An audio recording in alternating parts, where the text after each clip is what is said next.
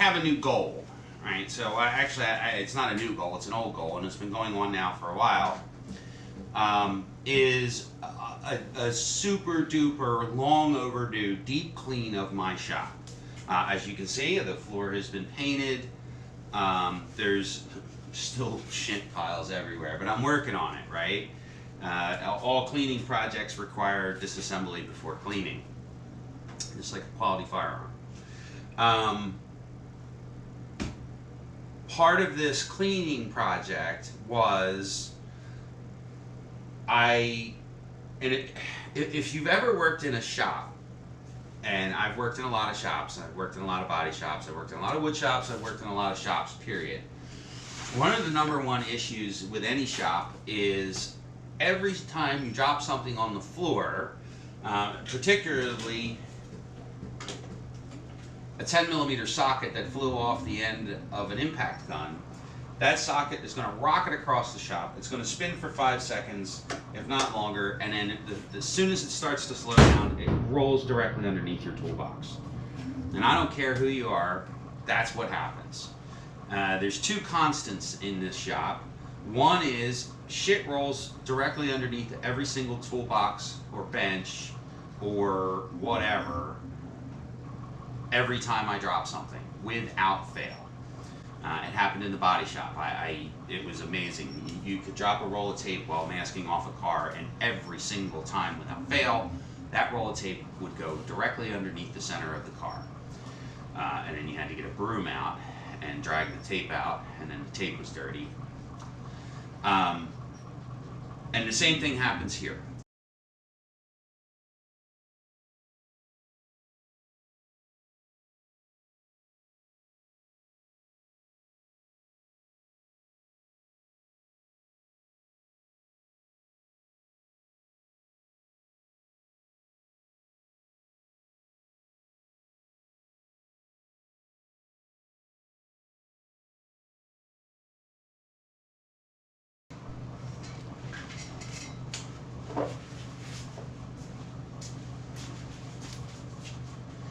The other constant is that I have to paw through the fucking garbage can. So for years now, I've had this half-assed toe kick. This one's broke because I moved it the other day to clean under the box. The amount of shit that was underneath these boxes, even with this toe kick in place, was amazing. Absolutely and totally amazing. Now, I built this toe kick specifically, even though it's broken now. I built this toe kick so I could remove the toe kick and move the toolboxes if I needed to. Well, I've come to the conclusion that I ain't ever moving these toolboxes for a couple of reasons. One is I kind of like the way the shop is now set up. I don't see any advantage to moving the boxes any way, shape, or form ever again. The other thing is these boxes are all leveled and shimmed, and moving that is a real pain in the ass. Now, I had a couple different ideas here. Oh, the other thing with the toe kick, and this is really hilarious. You can see here there's about an inch of space, and foot width of space between the top of the toe kick and the bottom of the toolbox. As God is my witness, I have dropped nuts and bolts and screws and tools and pieces of paper, and I have watched them. Now you have to, this one is poked in a little bit, but the original toe kick was out by about a little bit less than half an inch. I have dropped stuff, it's hit the toe kick, and shot underneath the toolbox.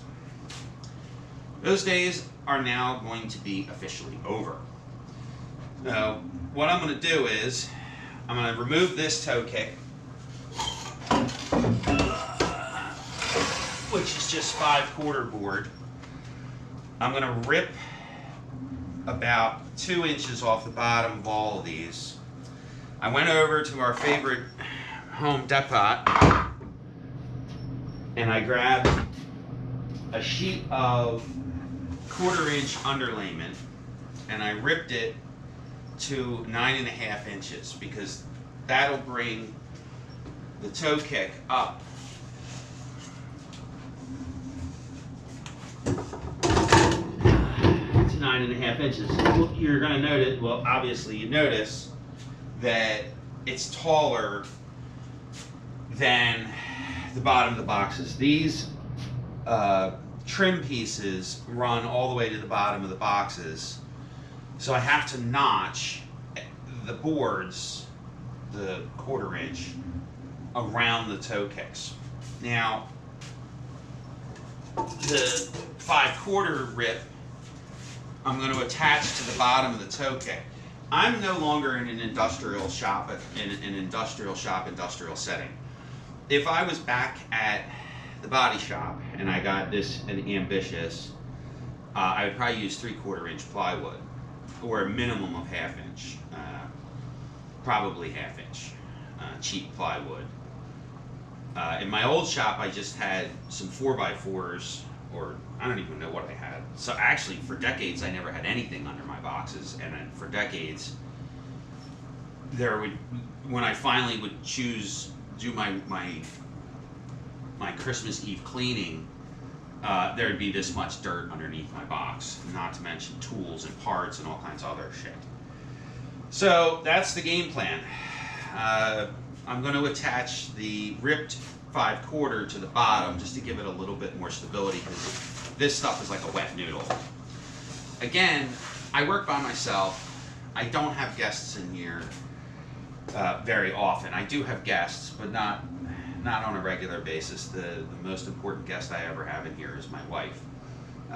Occasionally a friend will come over, but for the most part, I work alone, and this is my shop, my alone time, which I enjoy a lot. So that's the game plan. The first thing, obviously, to do is remove all these, and then go about marking these and notch them. I'm not going to go crazy notching. I don't think. I'm going to lay the boards out across the bottom here, and I'm just going to mark where these are. I'm going to take a hole saw, which I have, these are like an inch. These are a little bit bigger than an inch. I have a hole saw that's almost the exact size that it should be. I'm going to drill holes in the bottom, and then just use a saber saw to cut out the slits for these. Then I'm going to use double-sided tape to hold the toe kicks to the toolboxes. I want them sealed, but I also don't want to do any permanent damage to my toolbox. Yeah, double-sided tape is not the greatest it's the most non-destructive thing I could come up with to do this. As it stands, my boxes are already teetering on lack of value because of damage, age, what have you. This box is from the 80s. This box I bought brand new in like 95. I bought this box in 95, but it's from the 80s. This is a 75th anniversary Snap-on box.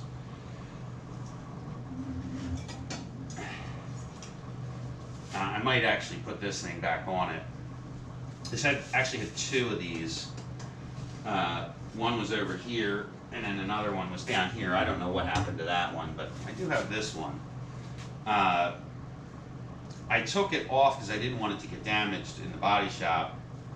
It's a pretty cool enameled placard. The other option is I've thought about maybe just making a wood placard for it and just hang it on the wall somewhere. It's got a weird, it's got a curve to it, which makes it very difficult to mount on anything. And I don't know, it had a real thick foam backing on it when it was attached to the toolbox, so it was kind of stuck off the toolbox. That was the other reason I took it off. And it is slightly damaged, so I want to hang it up somewhere. This fucking thing cost Snap-on, it cost Snap-on pennies, but it cost me probably hundreds. The other thing I need to do So this toolbox over here, which is my new box, it's my new used box, there's a significant amount of space behind this box. And I've already dropped 3 things behind there. So I'm gonna build out of the lawn again. I'm gonna build a stop. I'm gonna build something behind, like something to keep the stuff from falling behind that. It really actually broke my heart the other day. I had a beautiful picture frame that I had made, and I stuck it over there because I didn't want it to get damaged, and I was literally going to take it back in the house, and it fell behind that toolbox, and I heard it explode when it hit the floor.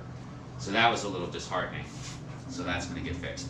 The other thing I got to do, and it goes hand in hand with using the double-sided tape here, is I'm going to clean my boxes. I'm actually going to get some wax and grease remover and clean all the dust off of them because they've got an incredible amount of dust on them, as they should. It's a shame. I wish I hadn't taken this off, but it had already started to fall off. This was a sticker I took off the side of a state trooper vehicle, car. Shit, probably back in 2002 when I was still doing work for the state police. But I took it off, or I tried to take it off because it was falling off, and of course this piece here didn't come off all the way. So I got to get that off. I want to clean them all up. It's a bummer. These boxes are so old that they're painted, so I have to be careful what kind of solvent I put on them. These boxes, this box I bought brand new in like 2000. Yeah, I bought this box brand new in 2000. So it's 25 years old, but this one's powder coated. That one's powder coated. This is a Harbor Freight Special. It's powder coated, and ironically enough, for a Harbor Freight toolbox, it's not that bad. So that's the game plan. I'm going to spare you all the other stuff, and then maybe when I get to the point where I'm going to start putting stuff together, I might fire the camera back up. We'll see. Okay, so I already did the other toolbox. It turned out really well. I had a couple little issues with it, and I have a couple other things I still have to take care of. But I figured it's all going to be done at the same time. I also already did. I fit this piece down here, which is out of frame, obviously, and now these are the side pieces. So I had a little bit of an issue with the other boxes. Early in the video I discussed that those boxes are painted. The other problem with those boxes is they lived in a body shop for, their entire life until they moved here. So they have a considerable amount of overspray on them. And overspray, especially automotive overspray, is an insidious surface contaminant. Now, I could have gotten compound out and polished them and got the overspray off for the most part, or clay barred them, then sanded them, then polished them, and then chances of me sanding through the finish that's on them is like 100%. So what I ended up doing with with those 3 boxes over there was I cleaned them off. I kind of cheaped out a little bit on my double-sided tape, and I bought this stuff from Home Depot for a couple reasons. One is it's relatively inexpensive when it comes to double-sided tape. The other is it's pretty squishy, and I want it squishy. So,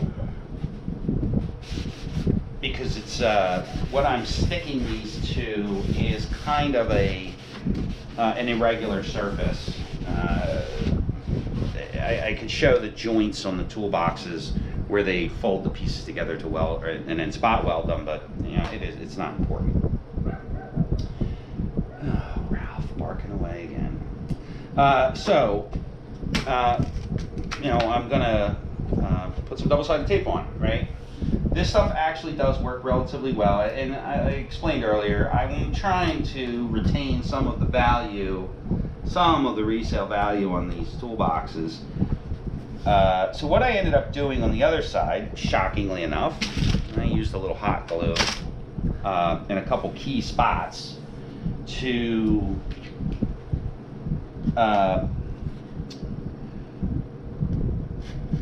hold them in place long enough for the double-sided tape to decide whether or not it's going to stick. Believe it or not, double-sided tape requires drying time.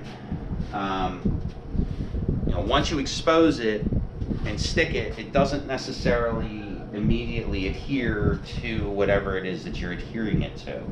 I don't know if that's true with this stuff, but it's absolutely true with the product that I used to use in the body shop business. The stuff that I used to use in the body shop, now that stuff's like $50 a roll. So, and this was not $50 a roll. I forget what it was, but it wasn't nowhere near that cost. Another vitally important thing that nobody does, including myself up until very recently, is you have to roll this stuff.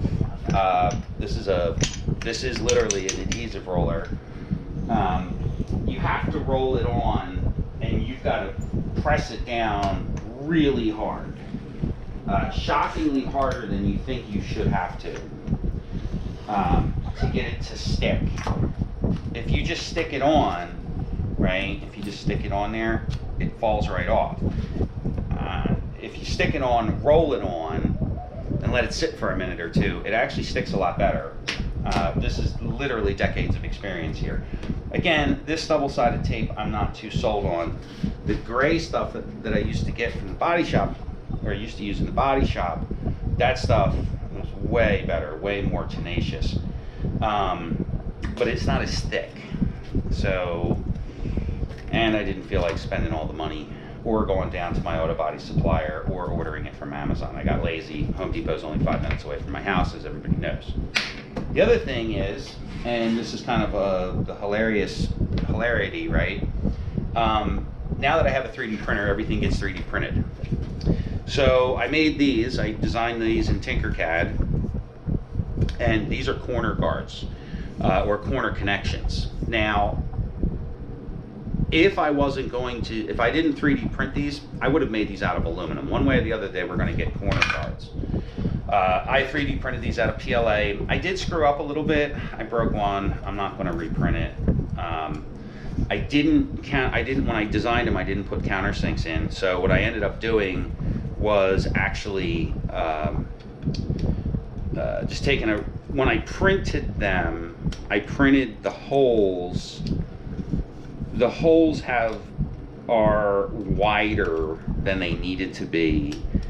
I knew that when I designed them, and then I looked at them in the slicer. The holes actually are over 1/4 of an inch in diameter, or a solid. It's hard to explain. The holes are solid because I knew I was going to have to countersink, or I was hoping I knew I was going to have to countersink them. So I made the holes, and it's never going to show up on camera, but I made the holes significantly larger. If you catch it in just the right light, you'll see where these are actually, it's not going to matter, but this is solid material from the hole here all the way out to about where the countersink is. And you can control that. I didn't know this, but you can control that in either the slicer or in the actual STL program. I had no idea, right? So I figured that was actually kind of a mistake. It was kind of a mistake, but it was a happy mistake. And now that I know I can do that, well, then I'm going to do that more often. That gives you a little wiggle room with your holes. Everything I do needs wiggle room with holes.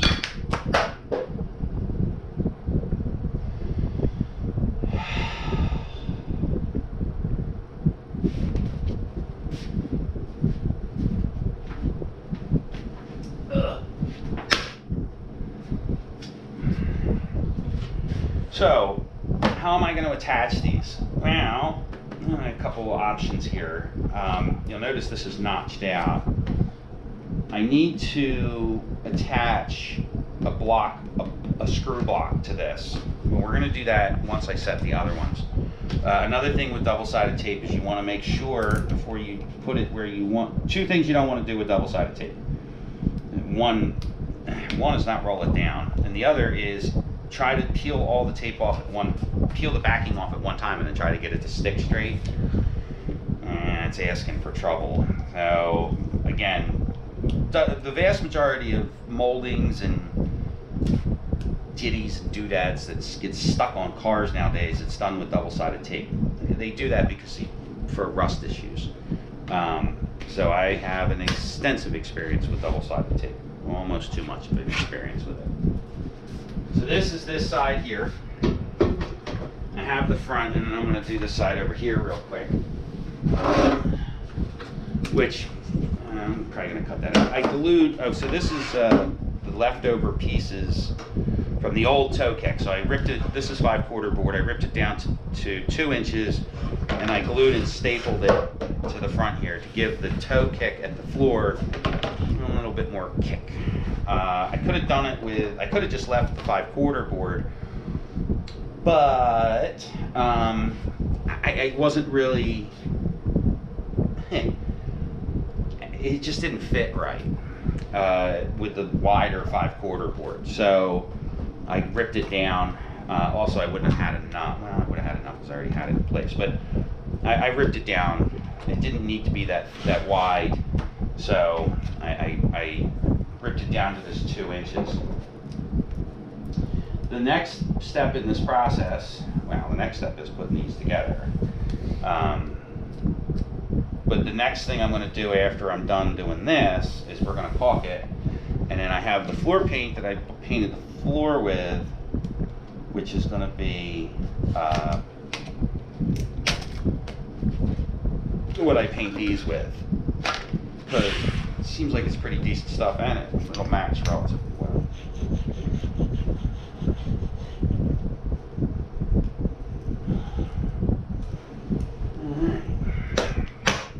There we go. Now, let's put this project together, shall we? Now, I should also note here, turn it around so we get a better look at it. Now, I actually decided against using a hole saw for this. This underlayment, it's cheap. It's cheap underlayment, and quite frankly, it splinters and carries on, and it's not really nice to work with. It doesn't, I don't want to say it doesn't cut well, it does cut okay. You can score it, score it with a knife and blah blah. Yeah, it doesn't fucking work. What it does is it splinters and carries on. So what I ended up doing here was I marked the holes out. I marked the notches out here, and then I made these cuts here, and then I took a step bit and ran the step bit in until I was close to this hole here, and then I stuck the jigsaw in and cut that out. It worked relatively well. It needed a little tweaking here and there, but these fit really nice. They fit a lot nicer than I thought they were going to, and absolutely nicer than they would have if I had used the hole saw. So there we go.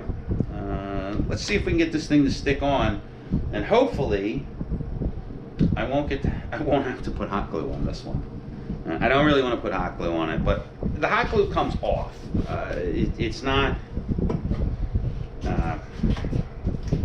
the end of the world if I put some hot glue on these. This box for sure is powder coated. I know it is because this box is relatively new. This box isn't 10 years old. And Snap-on switched to powder coat sometime in the late 90s.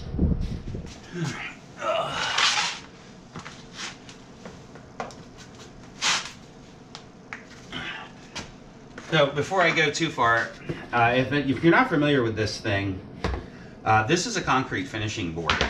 I want to get a new one because this one's kind of beat to hell.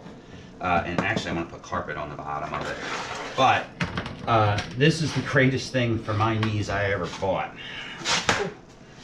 I don't know what this material is, but boy, it's definitely worth it. Alright, I'm going to kind of line this up a little bit. Make sure everything kind of fits. For whatever reason, even when I get stuff to fit properly, when I go to put it back together again, it never seems to kind of want to fit. Is that a mouse fucking turd? Oh, you sons of bitches. Fucking mice. Fucking mice. So that's a great example right there of why that has to be up like that. I'm not super concerned about parallel here. Yeah, I'm not super concerned about keeping this perfectly parallel. If anything, actually, I want it out a little bit. That one did the same thing. These are super handy.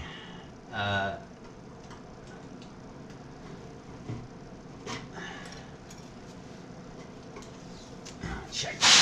Make sure this is lined up here, because the other pieces are all fit and built already. That's why I want to put carpet on this. Make it a little easier to slide on hard surfaces. And I think we're good. We're gonna peel that off and stick it down. I'll roll that in a second. Peel that one off.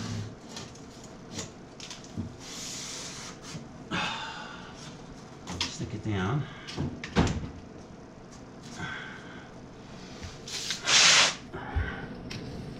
Off and stick it down. This box here. This box here is not a Snap-on box.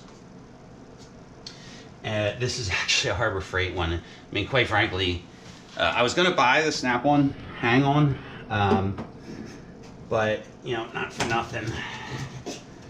I'm not a professional anymore. And, hey, this box isn't awful.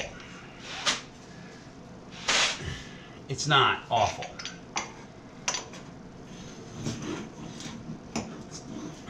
I think that's an Icon.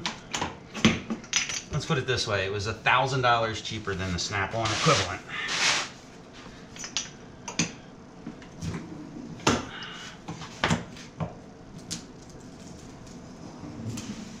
Good.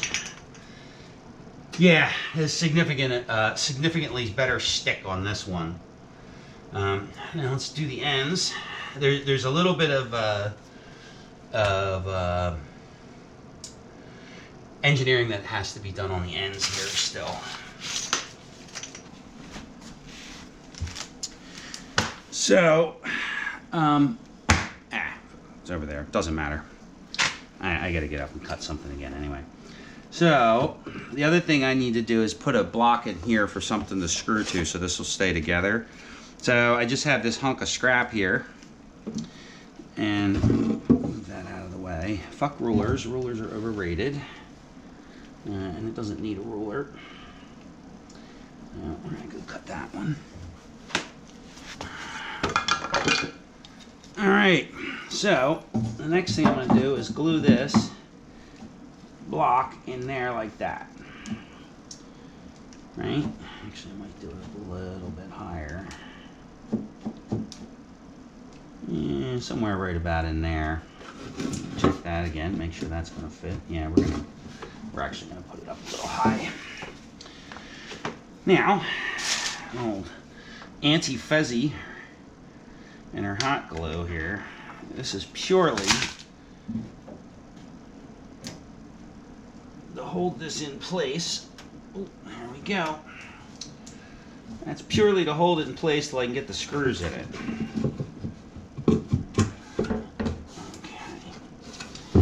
Now, you're going to notice that this joint sucks. I knew that joint sucked. I don't want to say it was part of the design, but the floor, the 100-year-old floor in this garage, actually this floor is not 100 years old, but the very old concrete floor in this garage is nowhere near anything that resembles level, straight, and smooth. So, that is why it is what that is. Now, this particular project has been going on now. It got put on hold for a long time. Are you kidding me? There it is. This particular project got put on hold for a while because of flooding issues. I had pretty severe flooding issues here for a long time. And I guess I could reprint these a little bit taller. Don't need to. This is getting painted, so caulk and paint for the carpenter I ain't. What's more important to me is to protect this, is to protect the corners. This plywood is shitty to say to say the least. You also notice that my screws are offset because decades of experience with this type of project has taught me that chances of me running two screws into one another are about 100%. It's perfect.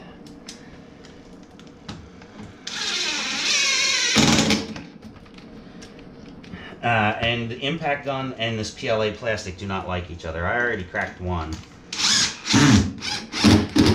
But that was because it was my fault. It's because I didn't pre-countersink the holes. There we go. And that, my friends, ain't going nowhere. Yeah, that's great. I love it. Now we'll go to the other side. Okay, so let's take a real quick look here. Now, I did make a corporate decision and didn't put anything back here just yet, but I am going to fill this spot in here. Not literally, I'm going to take a piece of this Lawan, some hot glue, and go up underneath here with a piece of Lawan to fill this hole in. There's also a pretty significant gap back here I talked about before. That's got to get filled in too. But here we go. Yeah, I left this open for a stash spot for things that I don't use all the time. Specifically, these shooting boards. I don't use them very often, but when I need them, and there's no real good place to put them, so I figured I would put them back here. So there we go. There's the toe kicks all in. Now, the same thing goes for over here. Ironically enough, I have something that I stick there all the time. Yeah, I have something I stick there all the time, so that's going to stay open like that. But this is all going to get caulked. Here's the other toe kick. I need to make a filler for here. I'm just trying to decide if I want to do it out of plywood, which I think I might. So I'll put a glue block on here and then a glue block at the bottom, and then stick a piece of plywood in here to fill that gap in. But that's that one. And then this is the one I cracked right there. That's going to stay cracked because that's all going to get caulked and painted, and it's getting caulked to the floor. I had a flooding problem here, and I am fairly confident, or at least 90% confident, that I've fixed the flooding problem. Right? So 90% confidence is 90% confidence. So, but that's also why I'm caulking these. I'm going to paint them extensively and caulk them to the floor.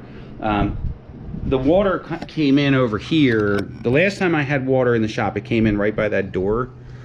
And I know how to fix that. I did fix it. I just put a little bit of concrete by the door and the problem went away.